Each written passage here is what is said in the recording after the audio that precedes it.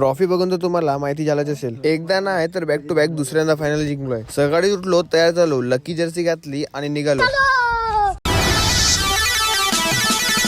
आपली कावासाकी पडवली आणि पोहोचलो डायरेक्ट कॉलेजला. आणि रोजच्या सारखं टॉस हारलो आणि परत आले आपली पहिली बॅटिंग. आणि तुम्हाला तर माहिती असेल की आपली सुरुवात तर 4 आणि 6 नेच होते. आणि आज पण तसंच होते. बॅक टू बॅक 2 बॉलला 2 बाउंड्री झाल्या. आणि तसेच पहिल्या ओव्हर मध्ये 11 रन आणि नेक्स्ट बॉलवर डायरेक्ट विकेटच जाते.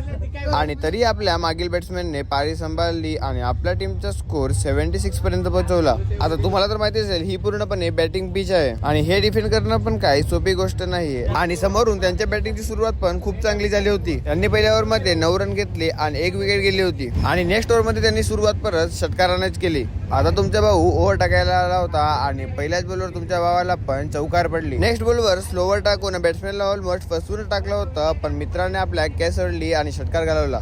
पण तरीही आपण काही कमी पडत दिलं नाही आणि नेक्स्ट बॉलवर परत विकेटच घेतले. आपल्या टीमची बॉलिंग खूप चांगली झाली होती आणि शेवटच्या ओव्हरमध्ये आपण 34 रन ठेवले होते. शेवटचा बॉल षटकार मारला तरी पण हा सामना आपण 1 साइड जिंकलो. हँडशेक वगैरे केलं आणि डायरेक्ट गेलो आपण ट्रॉफी घ्यायला. पण त्याआधी हे बघून जा. आता ट्रॉफी घेतली आणि डायरेक्ट गेलो आपण फोटो पडायला. थोडा रोला जमवायला पाहिजे की नाही आपल्याला.